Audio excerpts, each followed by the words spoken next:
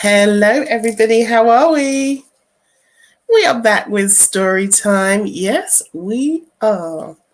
Because clearly, Black History Month wasn't enough. I'm just cleaning my glasses. I'm sorry I'm a bit late as well, guys. Apologies, a little bit late. We had some technical issues to get over, but we got over them and we are here. So why are we here, you're asking? You're like, Rem, Black History Month is over. It ended in October. Yes, it did. And I decided that I was going to continue to do one story a week because I really enjoyed telling stories. And I know that so many of you got a lot out of the Black History Month stories. So what I thought I would do is I would show up every week and do a story that is in alignment with my business as a startup business coach. So I'm going to be telling you one business story each week. And also it's going to be a story from the Black community. And I want to highlight the Black entrepreneurs and the Black business owners that you may never have heard of before, who have been making waves and making a difference in the background, but don't get the spotlight and the recognition that they deserve and they should have. So those are the stories I'm going to be bringing to you once a week. It's on brand, it's on message, and I hope you enjoy it. So if you are here for the first time, say hello in the comments. I do put your comments on the screen sometimes. Come and say hi, give me some love hearts, drop some comments, whatever, right? If you're watching a replay, give me a hashtag replay so that I know that you've been here and you've seen this video. So let's get into it. Tonight's story is about CJ Walker. I'm just trying to shut down some of these windows because it makes my computer really slow. I haven't got the fastest computer in the world. So here we go. Let's open these up. Nice.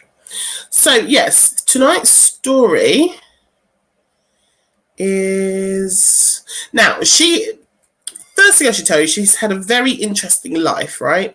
And there are loads that I could have shared with you tonight. And what I've tried to do is edit the story down to tell you as much about the business side of her life and her entrepreneurial life than, all the other bits that fill up somebody's life. So in this video, I'm going to be telling you as much as I can about how she became a self-made millionaire, because I think that'll be really interesting to anyone else who's out there who's starting up their own business and is thinking about going down entrepreneurial routes. I think that is the juiciest part of this story. So that's what I'm going to be sharing with you today. And again, if you are just jumping on, say hello. Let me know where you're watching from. And then I'll come back to the comments a little bit later. So let's get started. This is the story of Madam CJ Walker. Now, there is a Netflix show. Start of 2020, a Netflix show was created about her life. It's called Self-Made. So if you want to learn a bit more about CJ Walker beyond this live video, go to Netflix and check out the Self-Made series. I think it's one series. Anyway, let's get to it. So, Madam CJ Walker, she was actually born Sarah Breedlove. That was her birth name. And she was born on December the 23rd, 1867. And she lived until May the 25th, 1919. She was an American entrepreneur, a philanthropist, political and social activist. And she is recorded as the first Black female self-made millionaire in America. And this is in the Guinness Book of World Records. So you can see why this story, I immediately was like, oh, I need to read about her because she sounds fabulous. First Black female self-made millionaire. My glasses are absolutely filthy tonight. Just no matter how much I clean them, they just keep getting worse. Anyway. So Walker, she made her fortune by developing and marketing a line of cosmetics and hair care products for Black women through the business that she founded, which was called the Madam CJ Walker Manufacturing Company. She became known also for her philanthropy and activism, And she made financial donations to numerous organizations, and she became a patron of the arts.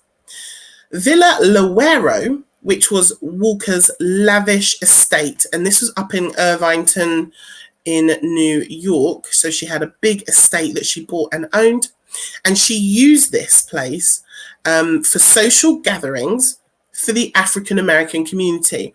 And there's some great pictures. I didn't download those ones though. There's some great pictures of like loads of black people on this really posh estate. And so she obviously used it to give back and to support her local community. And at the time of her death, she was considered the wealthiest African American businesswoman and wealthiest self-made black woman in America. Now, her name, the C.J. Walker, was a version of Mrs. Charles Joseph Walker, and she renamed herself to this after the marriage to her third husband. Now, let me tell you a little bit about her early years. In 1888, Madam C.J. Walker and her daughter, they moved to St. Louis, where 3 of her brothers lived. And she found work as a laundress. And she was earning barely more than $1 a day, and she was determined to make enough money to provide a formal education for her daughter. So she's earning like $1 a day, and she was like, I can do better than this. You know, like I want my daughter to have a good life. I want her to be educated. I can do better than this. Now, as was common among black women of her era, Sarah suffered severe dandruff and other scalp ailments, including baldness, and this was due to skin disorders and the application of harsh products to cleanse her hair and to wash her clothes. And there were other contributing factors to her hair loss, which included poor diet, illnesses, and infrequent bathing and hair washing during a time when most Americans lacked indoor plumbing, central heating, and electricity. So there were all these contributing factors that ended up with her starting to have scalp issues, dandruff, losing hair, all of these other things, right? And so initially, Sarah learned about hair care from her brothers because they were barbers in St. Louis. And around the time of the Louisiana Purchase Exposition, which was a world fair in St. Louis in 1904, she became, at this fair, this sort of, I guess, like a big exhibition or a trade show, she became a commissioning agent, and she was selling products for Annie Malone. Now, Annie Malone was an African-American hair care entrepreneur, also another millionaire, and owner of the Poro Company. And sales at this sort of expo, this trade show, were a disappointment since the African-American community was largely ignored. So while she was working for Annie Malone, who would later become Walker's largest rival in the hair care industry, Sarah began, while she was working for Annie Malone, to take all of this new knowledge that she had learned, and she started to develop her own product line. And some of you might be like, well, that's a bit shady. You know what I mean? Like, you work with somebody else, kind of come on, steal their ideas, and then like take it off as your own. Or some of you might just see it as quite entrepreneurial. Like, okay, so I'm in your business. I see what you're doing. Maybe I can do it better.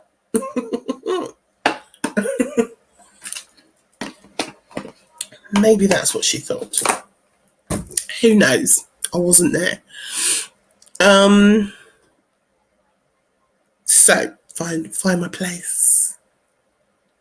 So yeah, so Annie Malone would end up becoming Walker's largest rival in the hair care industry. So she took her new knowledge and started to develop her own product line.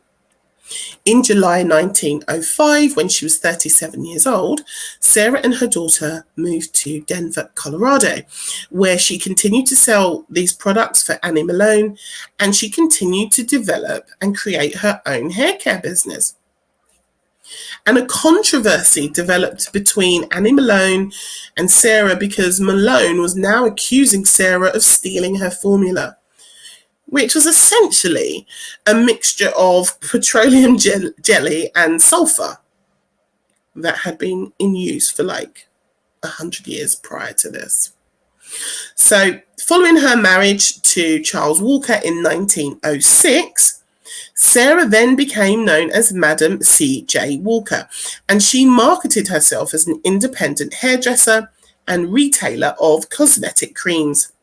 And the Madam bit that she's known as, this was adopted from women pioneers of the French beauty industry. So she obviously looked over to France, was like, oh, Madame, that's very regal. I might use that. So she started calling herself Madame, and the C.J. Walker was because of her husband's name. So she used his initials and became Madam C.J. Walker.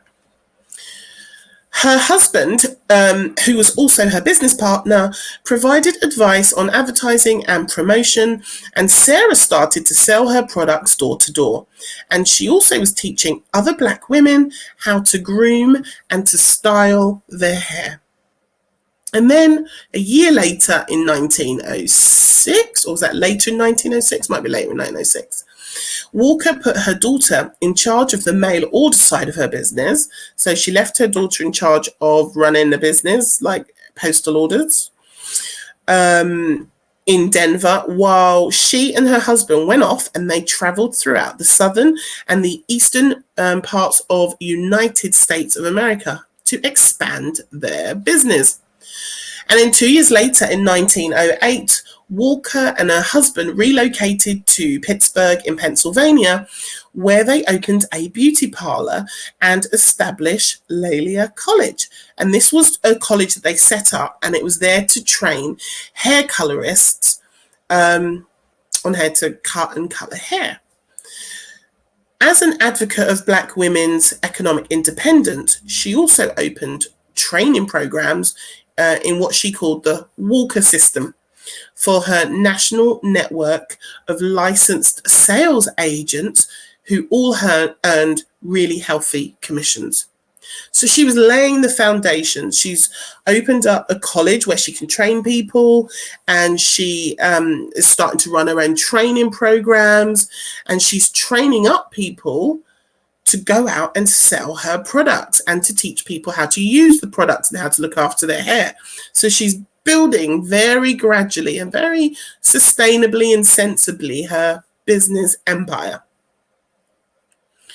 And then after she closed the business in December in 1907, Alalia, that's the daughter, she ran the day-to-day operations from Pittsburgh. And in 1910, Walker established a new base. So she moved the business to Indianapolis.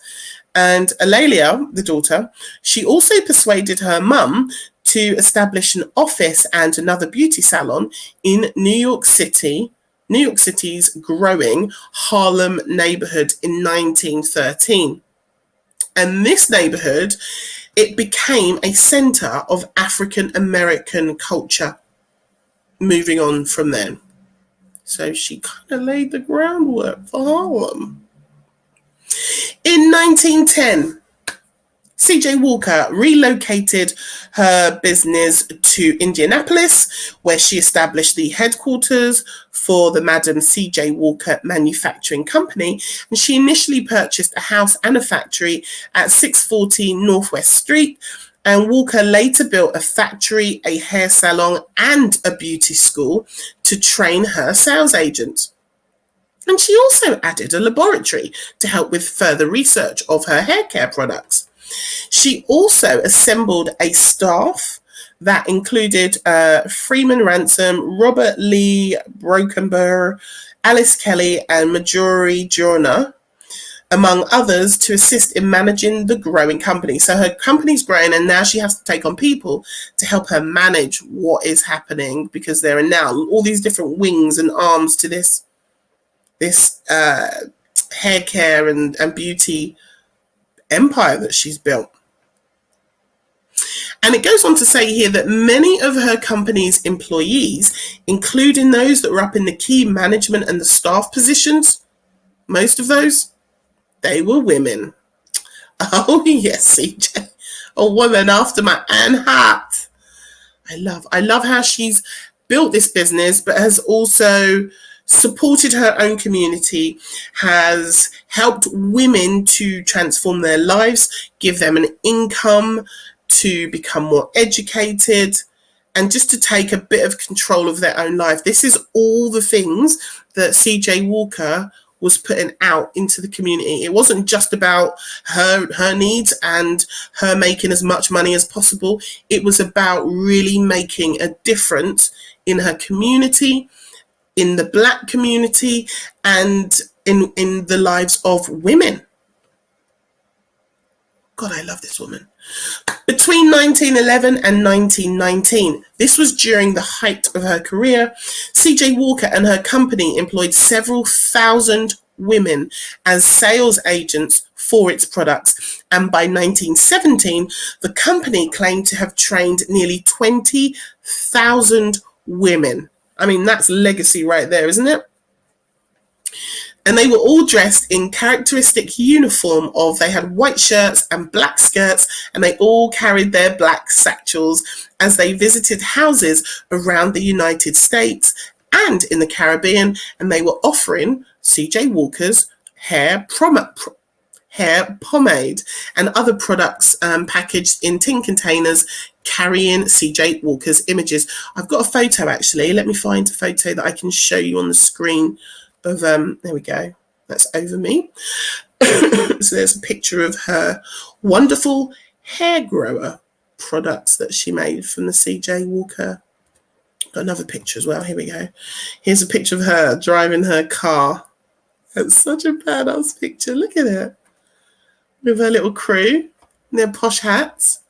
She's like, I'm the boss, look at me driving my car. Freaking love it, CJ Walker. Killing the game. Right, here we go. So, she trained nearly 20,000 women. So, what? That is amazing. Literally goals and aspirations for me right here, to train 20,000 women. That would be amazing. Dressed in characteristic uniform, white, I said that bit tonight, white shirts, black skirts, satchels. They visited houses in America and the Caribbean, and they were selling the products door to door, essentially. Now, CJ Walker understood the power of advertising and brand awareness, and heavy advertising primarily in African American newspapers and magazines. In addition to CJ Walker's frequent travels to promote her products, all of this, it helped to make CJ Walker and her products well known in the United States. And in addition to training in sales and grooming, what she did, she showed other Black women how to budget, how to build their own businesses, and encourage them to become financially independent.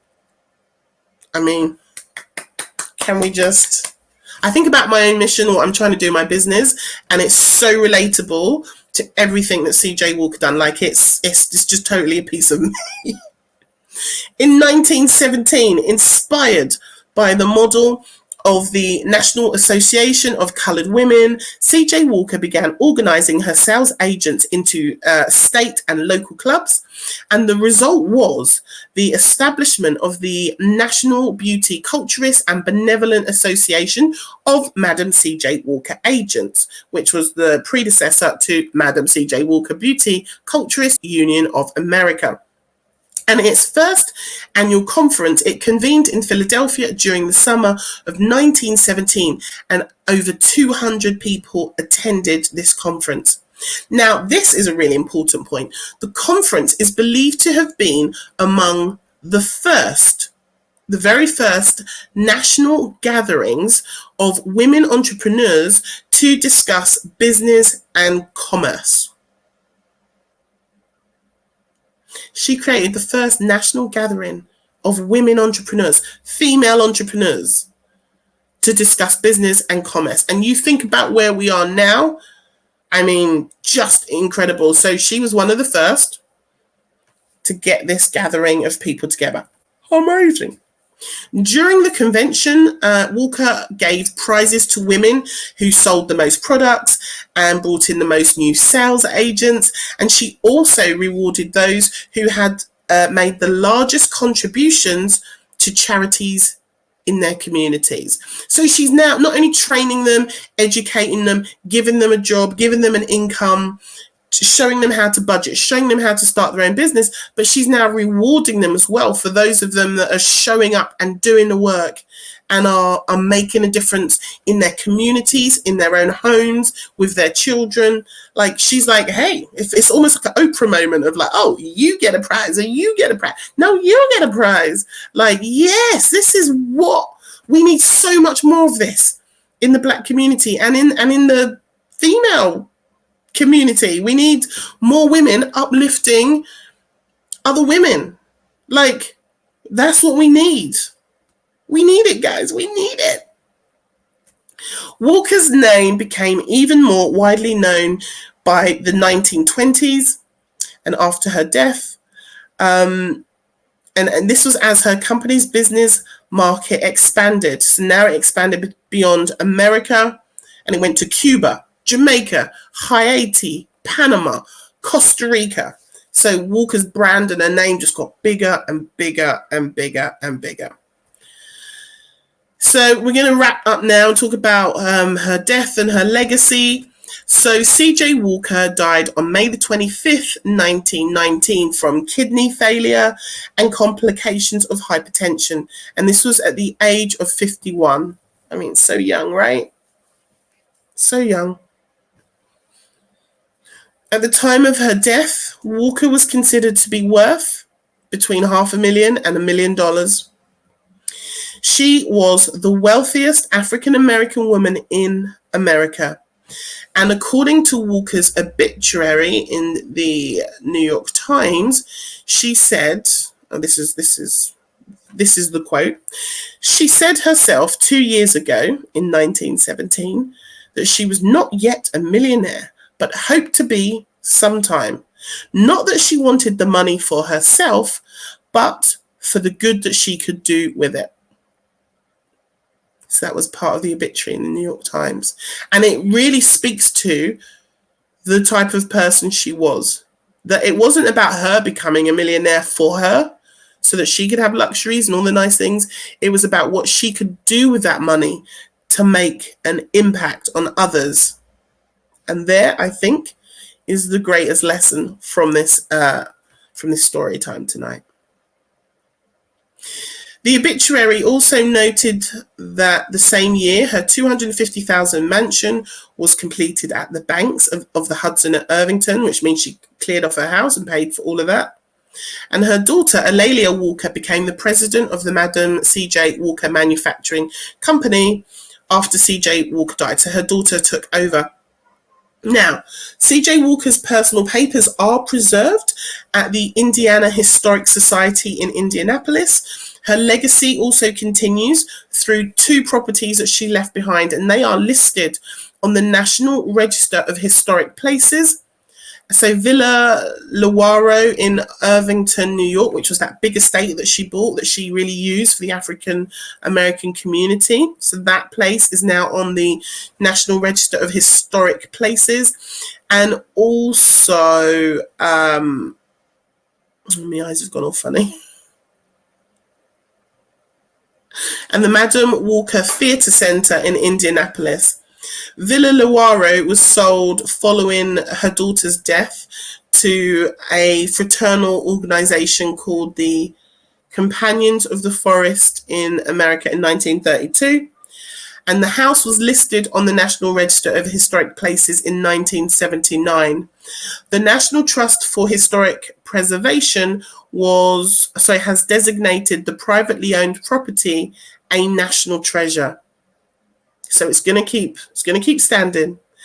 Her headquarters, her offices in Indianapolis, they were renamed, and that building was renamed. So it was originally, it just says Indianapolis's Walker Manufacturing Company headquarters building was renamed the Madam Walker Theatre Centre, which opened in December of 1927, and it included the company's offices and factory, as well as a theatre, a beauty school, a hair salon, a barber shop, restaurant, drugstore, and a ballroom for the community to come in and use.